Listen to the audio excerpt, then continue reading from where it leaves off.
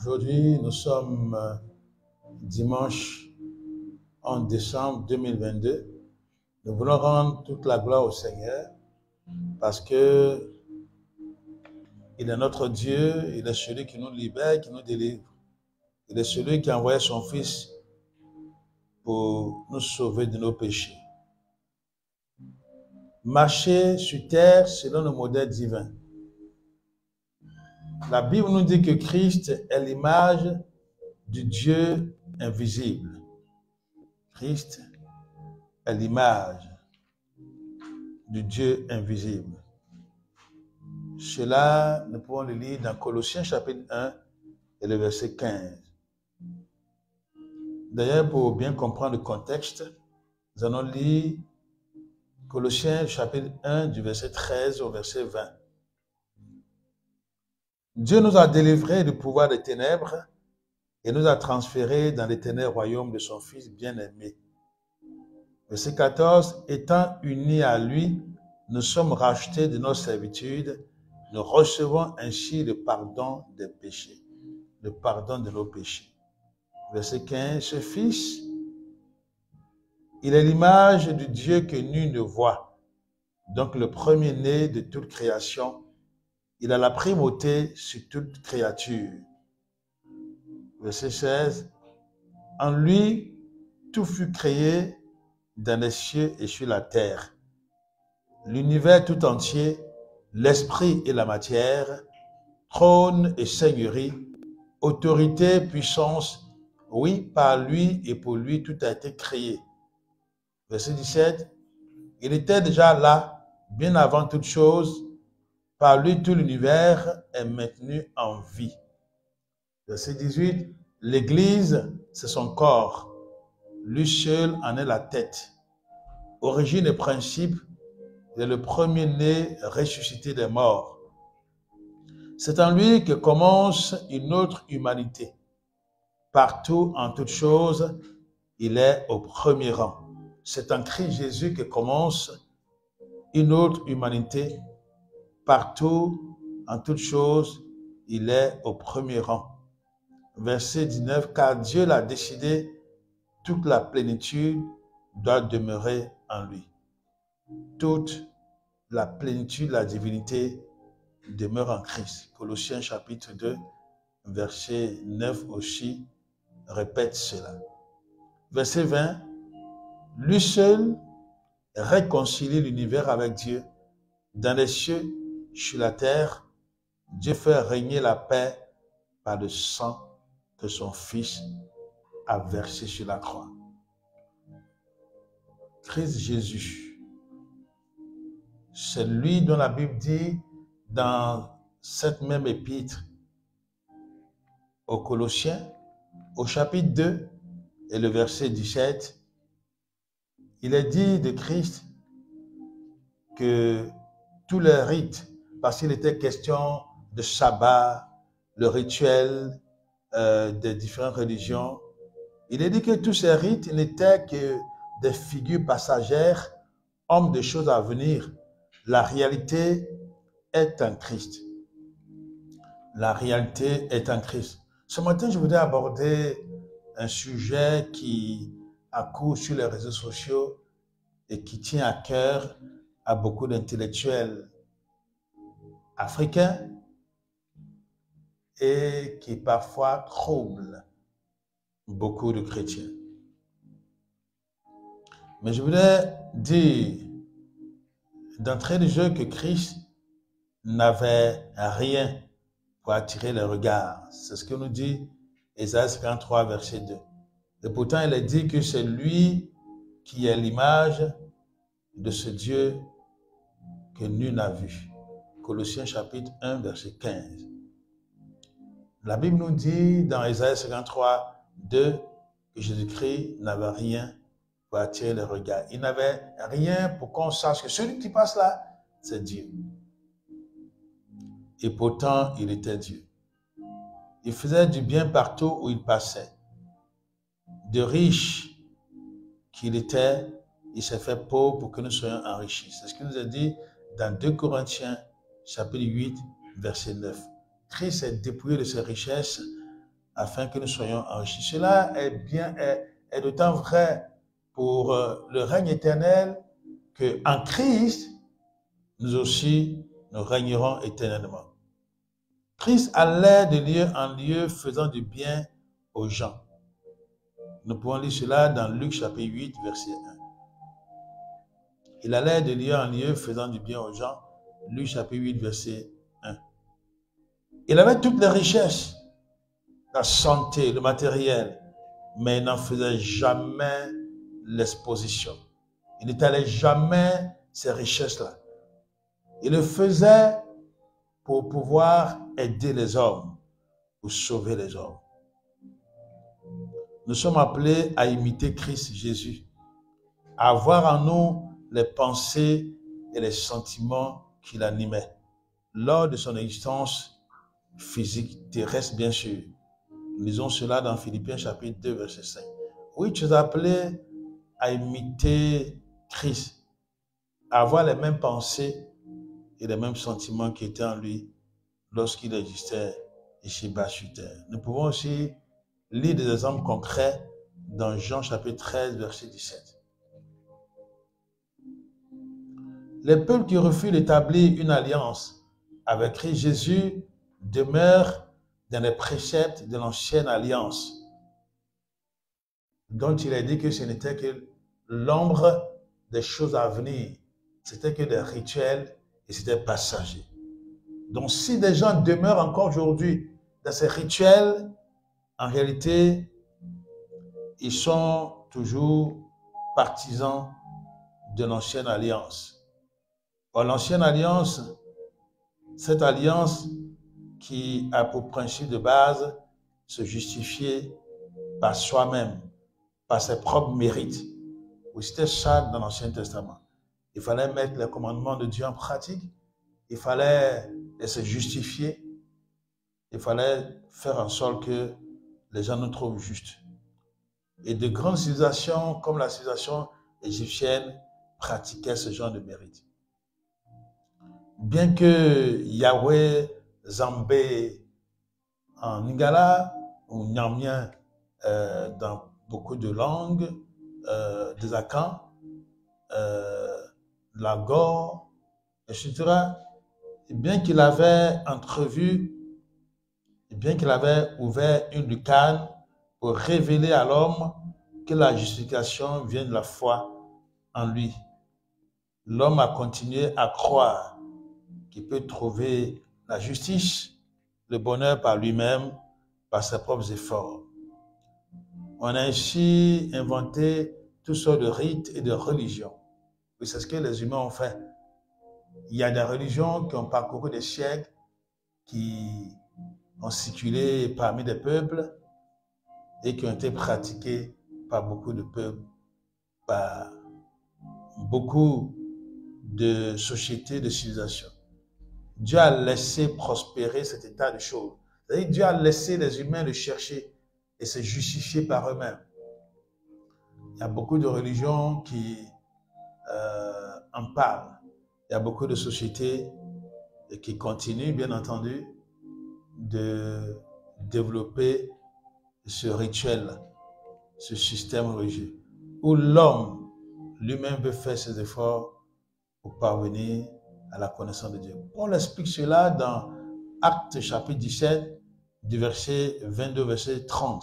Paul explique que Dieu a laissé tous les peuples le chercher en tâtonnant, en essayant de le trouver, et dit maintenant, Dieu a désigné un homme, Christ Jésus, comme juge suprême en l'accréditant.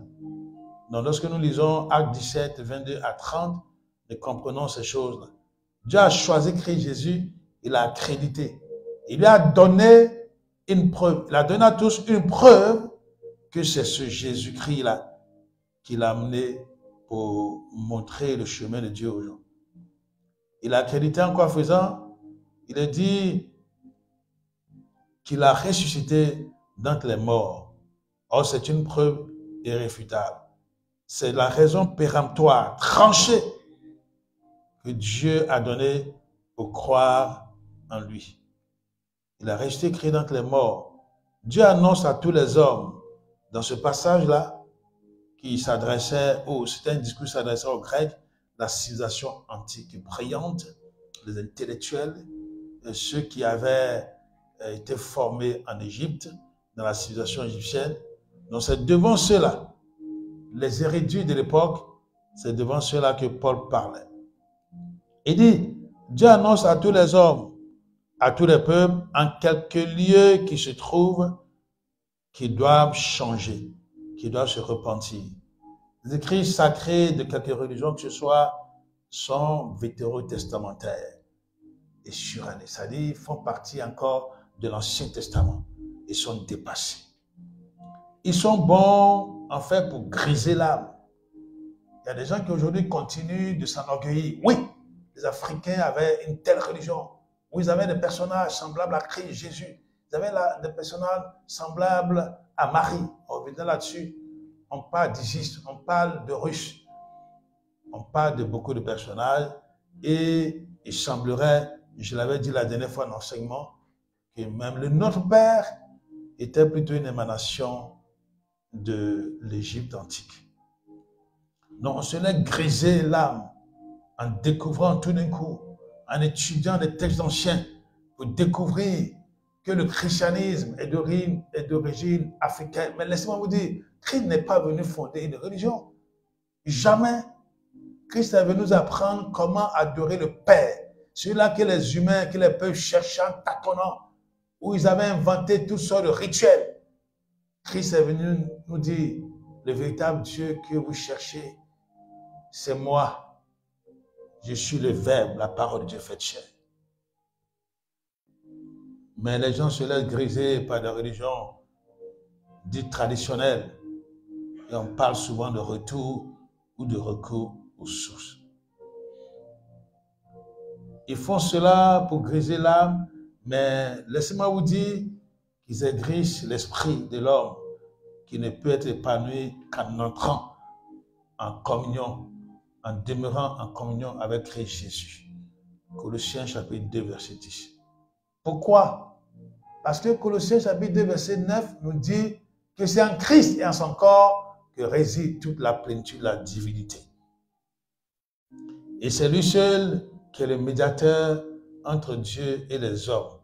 C'est-à-dire toutes les puissances qui existent ou se manifestent parallèlement à la puissance de Christ Jésus sont contenues par sa toute puissance.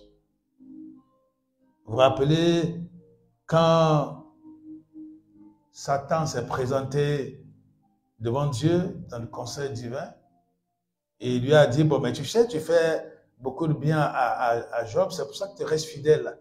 Permets-moi de le toucher seulement et tu verras, tu vas te renier. Donc, voyez-vous, Christ, par sa toute-puissance, contient toutes les puissances. C'est pourquoi il est écrit qu'en lui, nous avons lu, réside toute la plénitude de la divinité dans Colossiens chapitre 2, verset 9. L'illustration, comme je l'ai dit, c'est dans Job.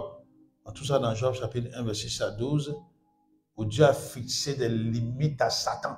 Il a dit, bon, comme tu prétends, c'est parce que moi, je le bénis, qu'il m'aime, qu'il me sert, alors je te donne l'occasion de toucher à sa vie, mais afin de déstabiliser sa vie, de faire venir des épreuves sur lui, mais attention, il ne faut pas le tuer. Nous connaissons l'histoire de Job qui a été malmené. Ses enfants sont morts, ses richesses sont disparues. Lui-même, sa vie a failli de peu s'écrouler.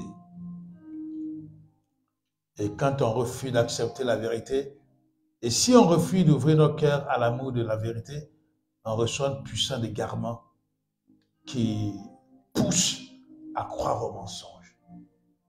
Et c'est ce qui est dit dans 2 Thessaloniciens chapitre 2, verset 11. Aujourd'hui, il y a des gens qui préfèrent s'adonner à des mythes et qui refusent d'avoir en eux l'amour de la vérité, de ce que Dieu fait. Et ce n'est le décor. Parce qu'ils ont reçu un esprit de mensonge, un esprit d'égarement. Et ainsi, ils prennent du faux. Ils savent remuer les documents anciens, les archives, soi-disant l'histoire. Et on nous dira, par exemple, que les Hébreux disent qu'ils ont été esclaves en Égypte, mais nulle part, dans aucun document historique, il est question d'Hébreux ayant souffert d'esclavage. Et comme la dernière fois, j'écoutais un érudit d'une certaine religion, mais qui était de très mauvaise foi. Il interpellait une jeune fille, lui demandait, montre-moi dans la Bible, où est-ce que Christ a dit qu'il est Dieu et qu'il fallait l'adorer. Il insistait, il disait à la sœur, oui, trouve-moi un verset biblique où c'est écrit. C'est vrai, cher ami, ou ses partisans. Christ n'a pas dit, venez m'adorer, je suis Dieu, parce que un des traits caractéristiques de Christ, c'était l'humilité. Il est dit qu'il n'a pas regardé comme une proie ravie d'être égal à Dieu. Mais bien qu'il était Dieu, il a gardé l'humilité. Parce qu'en réalité, c'est ça Christ. En réalité, il est venu nous montrer comment servir le Père. Il est venu nous donner un exemple dont il ne peut pas contredire cet exemple. Sinon, si vous voulez bien le savoir, dans Jean 1, il est dit qu'il était au commencement et il est Dieu, c'est l'image de Dieu, c'est la parole de Dieu, etc. Donc, pourquoi tu veux que ce soit écrit, noir sur blanc, qui dit, oui, je suis Dieu, adorez-moi. Mais si Dieu parle, c'est lui qui parle. Parce que réellement, il est un avec le Dieu Saint. C'est ce qui est dit dans Philippiens chapitre 2, verset 6. Le Christ, dès l'origine, fut de sang divine, un avec le Dieu Saint. Il avait sa nature, sa gloire sans mesure, ses attributs divins. Loin de mettre sa joie à trouver une proie dans son égalité avec le Dieu suprême, il s'abaissa lui-même avec humilité. C'est ce que tu dois comprendre. Christ est de sang divine. Il est Dieu.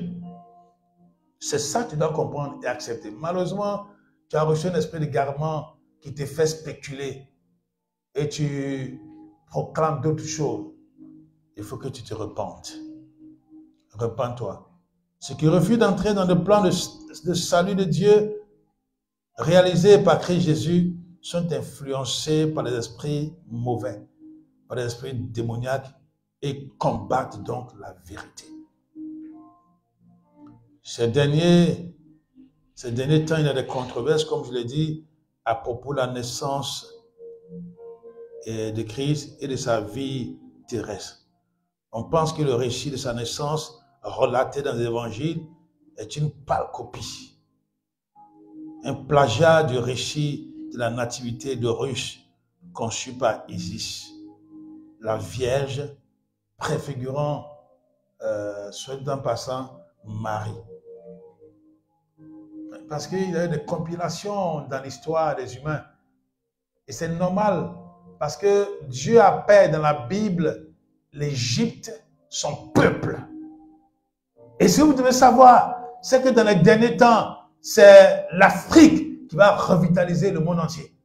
D'ailleurs, Dieu en donne, j'allais dire, des prolégomènes. Vous savez par exemple que l'art contemporain, dans la musique et même le sport, est revitalisé par l'âme africaine. Parce que Dieu a donné ce pouvoir aux Africains. L'Empire égyptien a existé de 3150 avant Jésus-Christ à 30 avant Christ. Donc une existence de à peu près 3120 ans. Donc vous comprenez qu'il y a des gens qui ont cherché Dieu, ils ont eu toutes sortes de puissances. Et les pharaons étaient considérés comme de droit divin, descendants même de Dieu, fils de Dieu.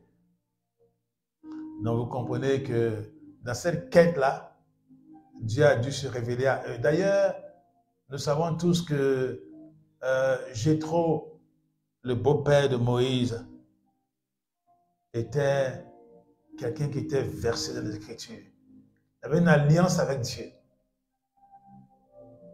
Et c'est lui-même qui a pris Moïse de côté et qui lui a enseigné le management, qui lui a enseigné la science. Donc à ce peuple-là, Dieu a fait aussi grâce. Malheureusement, comme partout, lorsque Dieu se révèle à des gens, le temps aidant, ils s'éloignent de la véritable révélation et font ce qu'ils veulent. Ça se transforme en idolâtrie. Mais prenez l'histoire d'Église et revisitez l'histoire d'Église. Et les églises qui sont tombées dans l'apostasie, dans la perte généralisée de la foi et qui sont éloignées de la révélation divine. Et parce qu'ils n'ont pas veillé, Christ a dit, l'esprit est bien disposé, mais la chair est faible. L'orgueil entrant dans l'homme l'amène à s'éloigner de Dieu, à croire que c'est lui-même qui fait tout. Dieu ne se répand pas de ses dons. C'est pour cela que Satan conserve sa puissance et qui peut armer les démons. Il peut même aider des gens qui s'approchent de lui. Malheureusement, Satan a perdu la notion du bien. Il n'y a que le mal en lui. Il s'est revêtu de mal. C'est pour ça que même quand Satan fait du bien à quelqu'un, ce bien tôt ou tard se transforme en mal et écrase la personne, se révèle et contre la personne. Donc, que Dieu ait permis à l'Égypte de connaître cette expérience, c'est sa souveraineté.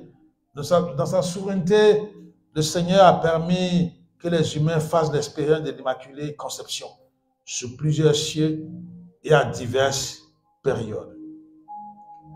Dans la tradition égyptienne et dans la quête du divin et dans l'Antiquité égyptienne, il y a eu des choses extraordinaires, des expériences lumineuses que des adeptes de sociétés ésotériques, malheureusement, tentent de perpétuer, de restaurer et de perpétuer. S'évertuant à combattre le plan de Dieu manifesté par Christ, le divin modèle. Aujourd'hui, c'est cela. Parce qu'ils veulent se donner une certaine contenance, ils veulent avoir une certaine puissance. Alors, ils combattent le plan de Dieu manifesté par Christ, le divin modèle. Ils font des amalgames. Ils disent que Christ est venu créer le christianisme. Christ n'a jamais rien créé. Il n'a jamais créé aucune religion. Le christianisme n'a pas été créé par Dieu. Ce sont les hommes qui ont voulu appeler la voie, parce que c'est comme ça qu'a appelé le modèle divin que Christ a amené, la voie. Et c'est des humains qui, au cours des siècles, ont voulu qualifier des choses, ont voulu dénommer ainsi la voie que Christ a amenée sur terre. Malheureusement, ils ont corrompu cette voie-là. Le seul médiateur entre le Dieu invisible et les hommes, et c'est Christ. Même si vous contentez la primauté de l'Immaculée Conception à Christ Jésus, il n'en demeure pas moins vrai que sa naissance est historiquement datée. Oui, vous contestez la primauté de l'Immaculée Conception à Christ Jésus, mais il n'en demeure pas moins vrai que sa naissance est historiquement datée. Nous sommes aujourd'hui à l'an 2022. C'est-à-dire 2022 ans après la naissance de Christ. Que tu veuilles ou pas, c'est cela. Et ça, c'est tout suffisant. Ceux qui disent que on n'a pas connu de tels récits chez les historiens, tout comme on nie l'esclavage des Israélites en Égypte, nul n'en parle. Quelqu'un disait que si les animaux devaient relater l'histoire des chasses, l'histoire serait tout à fait différente. Effectivement, on peut ignorer parce que voyant la main toute puissante de Dieu dans ses affaires, dans ses choses, on peut ignorer ça. Mais laissez-moi vous dire, la Bible aussi est un livre historique. Oui, la Bible est un livre historique parce que ce que la Bible dit a été prouvé. Il y a des découvertes archéologiques qui confirme ce que la Bible dit. Nous n'allons pas entrer dans les détails parce qu'aujourd'hui, ce n'est pas l'objet de cet enseignement. Donc cela fait 2022 ans que Christ est né. Et les frères qu'il y a, semble-t-il, une marge d'erreur d'un à 4 ou 7 ans, mais qu'importe, l'essentiel est là. Dans Actes chapitre 11, versets 39 à 43, des gens qui ont vécu avec lui, l'un d'eux rend témoignage de la façon suivante. Actes chapitre 11, 39 à 43. Nous avons vu de nos yeux et nous attestons tout ce qu'il a fait, tant au pays des Juifs qu'à Jérusalem, où ils l'ont mis à mort en le pendant au gibet. Verset 40. Mais Dieu l'a ramené à la vie le 3e jour. Il lui a donné le pouvoir de se montrer vivant. Verset 41. Non pas à tout le peuple, mais aux témoins qu'il avait lui-même choisis d'avance. Or, nous sommes ses témoins. Nous avons mangé et bu avec lui après sa résurrection d'entre les morts. Verset 42. À présent, il nous a donné l'ordre de prêcher au peuple et de proclamer solennellement que c'est lui que Dieu a désigné pour juger les vivants et les morts. Verset 43 du chapitre 11 des Actes. Tous les prophètes ont parlé de lui en disant que Dieu pardonnerait les péchés à tout homme qui se réclamerait de lui et placerait sa confiance en lui. Et c'est ce que beaucoup de gens expérimentent. Dans les Actes des Apôtres, il a été expérimenté que Christ est le Dieu Tout-Puissant, celui qui ressuscite les morts, celui qui guérit les malades. Il n'y a rien qui résistait à Christ. Aujourd'hui, les mêmes choses s'accomplissent parce que Christ est le Dieu Tout-Puissant. Christ est le Dieu vivant. Ce n'est pas quelqu'un qui est mort, non. Il est au ciel, c'est vrai, mais il demeure avec nous par l'Esprit Saint. Christ demeure avec nous par l'Esprit Saint. Le Dieu que tous les peuples ont cherché à adorer sous diverses formes et selon divers rites, selon divers rituels. Actes chapitre 10, verset 39 à 43. Ah, c'est pas... bon, ok. Désolé. On me fait comprendre que ce que je viens de lire, c'est plutôt dans Actes, le chapitre 10, et du verset 39 au verset 40. Donc, il faudrait le rectifier. C'est Actes chapitre 10, verset 39 à 43 que j'ai lu. Effectivement, c'est cela. Donc, je disais que le Dieu que tous les peuples ont cherché à adorer sous diverses formes et selon divers rites, divers cultes, s'est révélé en prenant une forme humaine.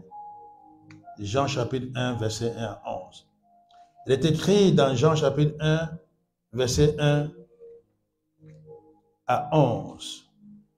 Aux origines, avant que rien n'existe, le Fils, expression de Dieu, le Logos, la parole, le Verbe de Dieu était là. Il était face à face avec Dieu. C'est-à-dire uni à Dieu, son vis-à-vis, son répondant, étant lui-même Dieu. Verset 2, de toute éternité. Donc, il était là, face à face avec Dieu. Verset 3, tout ce qui existe a été créé par lui, absolument rien n'a pris naissance sans lui. Donc, Christ est le créateur de tout l'univers, visible et invisible. Verset 4, la vie résidait en lui. Cette vie est la lumière de tout le genre humain. Verset 5, la lumière rayonne dans les ténèbres, mais les ténèbres ne l'ont pas accepté. Verset 6, un homme parut, envoyé par Dieu. Il s'appelait Jean-Baptiste. Verset 7, il est venu pour être un témoin, pour dire la vérité au sujet de la lumière, afin d'amener tous les hommes à la foi. Oui, Jean-Baptiste est venu proclamer la seigneurie, la divinité de Christ, afin que tous les hommes viennent à la foi. Et les gens qui habitaient l'Empire romain à ce temps-là ont bénéficié de cela. Et cette parole a continué à être prêchée jusqu'à nous. Verset 8. Il n'était pas lui-même la lumière. Jean-Baptiste n'était pas la lumière. Il avait seulement pour mission de rendre témoignage à la lumière. Verset 9. C'est le Christ qui était la lumière véritable. Venant dans ce monde, cette lumière qui éclaire tout être humain. Verset 10. En fait, il était déjà dans le monde, puisque le monde a été créé par lui, et pourtant le monde ne l'a pas reconnu. Christ a eu ce qu'on appelle des épiphanies, c'est des apparitions. Lorsqu'il est parlé de l'ange de l'Éternel, c'était de Christ qu'il s'agissait. Christ s'est révélé depuis, il était sur la terre. Mais il fallait maintenant qu'il devienne comme un des humains qui s'incarne. Et le Verbe s'est incarné. Dieu s'est incarné. Étant présent sur terre par l'Esprit Saint et agissant et reposant sa vie en ceux qui l'ont accepté comme Seigneur et Sauveur personnel, Christ règne dans les mondes célestes. Il est au ciel. Il est dans les mondes célestes, mais règne sur la terre par l'Esprit Saint. Il est présent sur la terre par l'Esprit Saint et vit en ceux qui ont accepté de le suivre, de marcher avec lui, qui l'ont accepté comme Seigneur Sauveur personnel. Il a été élevé par Dieu au-dessus de toute autorité, toute puissance, toutes les puissances, les dominations et les souverainetés. C'est-à-dire les puissances dont se réclament les humains, les puissances que prétendent adorer les hommes. La Bible dit que Christ a été élevé au-dessus de toutes ces puissances. Dieu lui a donné un titre qui surpasse toutes les dignités pouvant être attribuées dans les mondes présents et futurs. Absolument. Tout ce qui existe dans l'univers, visible et invisible, présent et à venir, a été placé sous l'autorité de Christ. Nous pouvons voir en cela Éphésiens chapitre 1 du verset 21 au verset 23. Ce que nous venons de lire se trouve dans Éphésiens chapitre 1 verset 21 à 23. Le parodisme, c'est le sommet le plus, l'accomplissement, l'apothéose, j'allais dire, du plan divin sera atteint, le parodisme sera atteint lorsque les temps seront mûrs pour cela, c'est-à-dire pour l'aboutissement final du plan de Dieu. Oui, lorsque les temps seront mûrs, il est dit que ce qui existe dans le ciel et sur la terre, l'univers visible et invisible sera restauré, unifié et rassemblé sous le gouvernement de Christ. Tout trouvera sa perfection et son accomplissement en Christ Jésus. L'histoire de l'humanité sera résumée et achevée en lui. Le cosmos tout entier ne formera plus qu'un corps dont le Christ sera la tête. Éphésiens chapitre 1, verset 10. Si l'histoire d'Osiris, d'Isis ou d'Horus peut-être dans sa structure formelle, se rapprocher de celle de Christ et de Marie, il est évident que la venue de Christ en tant que modèle divin et rédempteur d'humanité transcende celle d'Horus et d'Isis. Il ne peut y avoir de controverse. De plus, des siècles séparent la naissance de Christ de celle mentionnée dans l'Antiquité égyptienne d'Horus par Isis. Contrairement à ce qui peut se raconter, il n'y a pas eu de blanchisation ou de blanchissement de la Bible. Parce qu'il n'est nullement écrit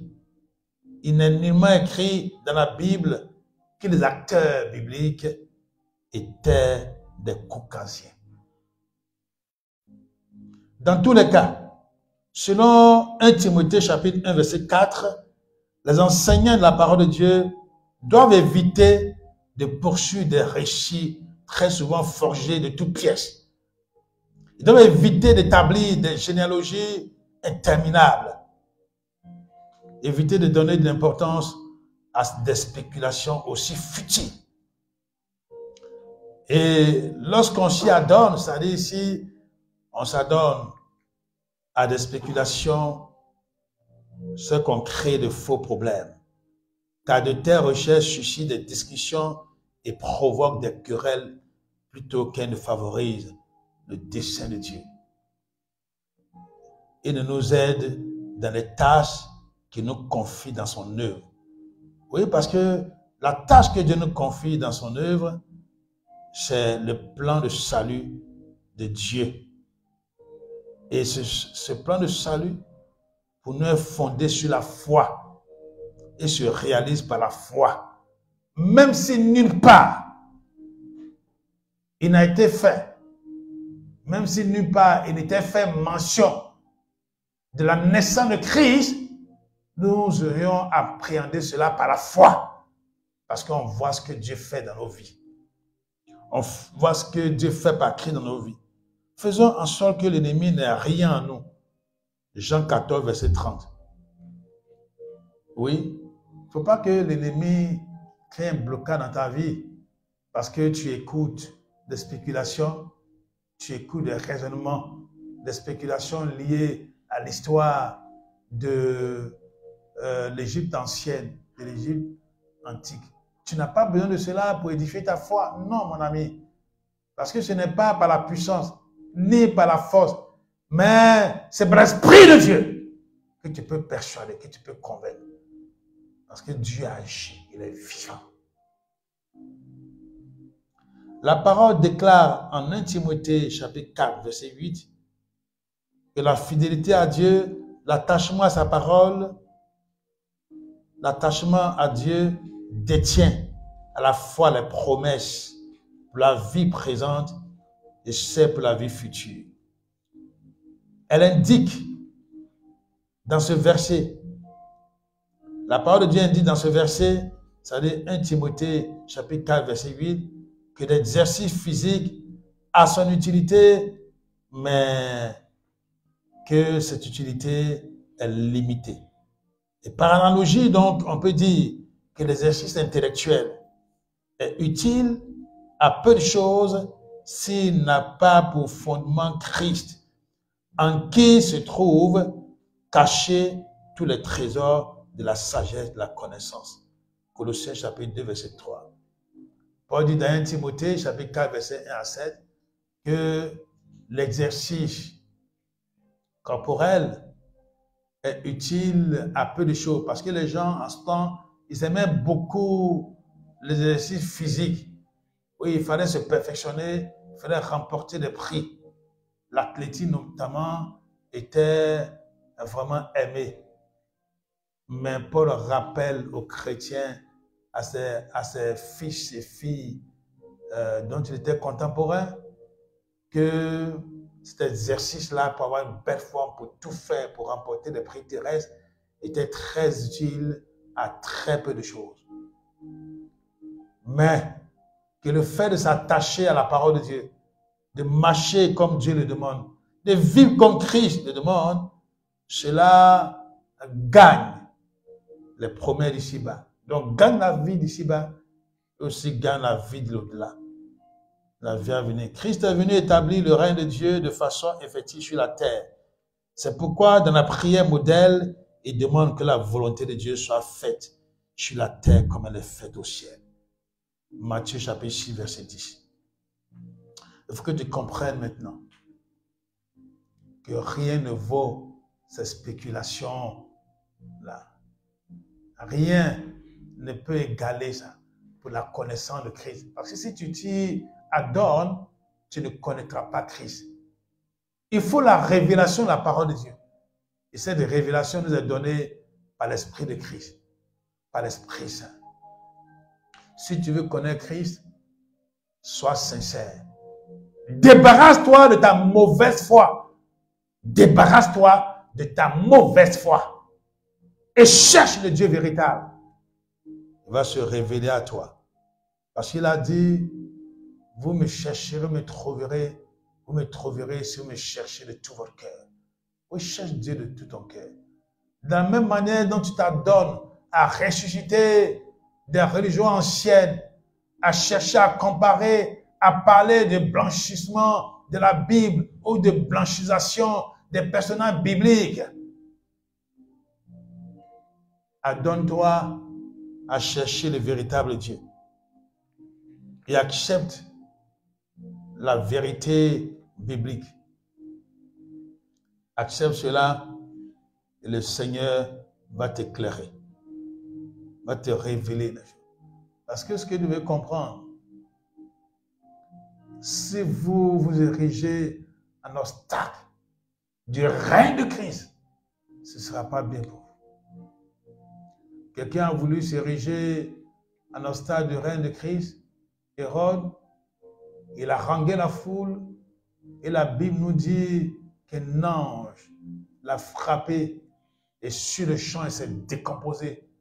Les vers ont rongé. Ne provoquons pas la colère de Dieu. C'est pour ça que quel que soit l'endroit où vous vous trouvez, si vous êtes dans une famille, faites en sorte d'être gagné par Christ. Si vous êtes dans un milieu, même s'il n'est pas d'accord avec ce qui est dit de Christ, rangez-vous. Vous ne cherchez pas à vous y opposer. La grâce qui a été faite à Saul de Tarse, c'est que Dieu avait prévu, dès avant sa naissance, de faire de lui son serviteur. Il a arrêté dans son aveuglement sur le chemin de Damas et lui a ainsi donné la mission d'amener les païens à convertir, à se donner à Christ, C'est dans ce sens qu'il a évangélisé les Galates, les Grécos, les Gallo-Grecs, qu'elle dit, qui ne connaissaient pas Dieu, qui ne connaissaient pas Jésus-Christ. C'est pour ça que ceux qui disent que la Bible a été écrite par eux, la Bible est de la civilisation gréco-romaine, ils se trompent. Et ils sont utilisés par l'ennemi, malheureusement, pour tromper les autres. Non. Paul a prêché l'évangile aux Gallo-Grecs, qu'on appelle Galates dans la Bible, et ainsi ils ont accepté. C'est pas là que la civilisation est venue. Ils ont laissé le barbarisme et qu'ils ont cherché Dieu. Ceux qui ont gardé cette relation avec le Seigneur Jésus-Christ nous arrête, ils ont un gain de cause. Ceux qui n'ont pas voulu et qui continuent de revisiter des religions anciennes sont encore dans l'Ancien Testament et malheureusement c'est pour leur perdition. Non, Christ n'est pas venu ériger une religion. Les gens ont créé des religions par spéculation. Ils ont créé le christianisme et l'ont baptisé comme étant la religion de Christ. Non, Christ est venu montrer le modèle divin et nous amener à avoir une relation personnelle avec le Dieu vivant. Et si tu t'approches de lui, tu auras une relation personnelle avec le Dieu vivant. Et tu oublieras ainsi ta religion. Et tu seras sauvé. Amen.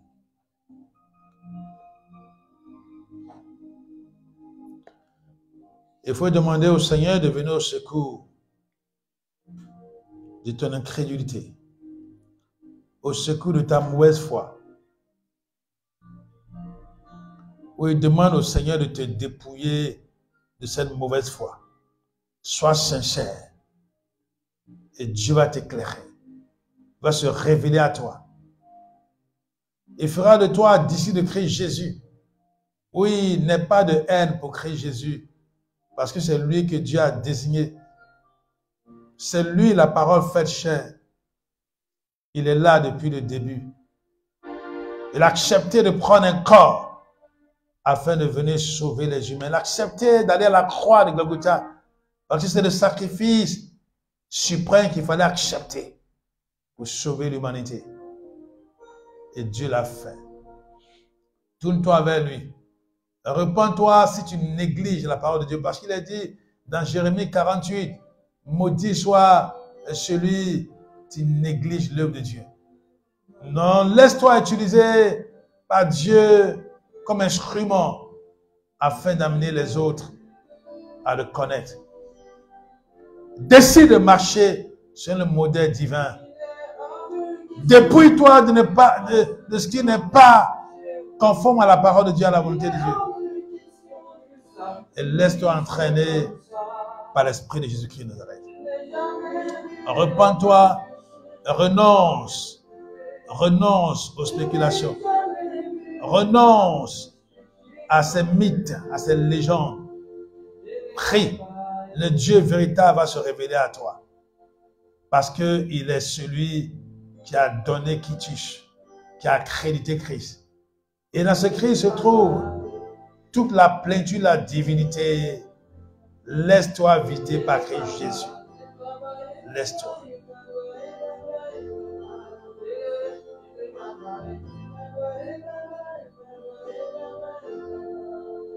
Il est hors de question que tu passes sans me toucher, Jésus. Il est hors de question que ça finisse comme ça. Il est hors de question que tu passes sans me toucher. Il est hors de question que ça finisse comme ça. Je n'ai jamais vu un homme te chercher sans me toucher. Je n'ai jamais vu un homme te chercher sans me toucher.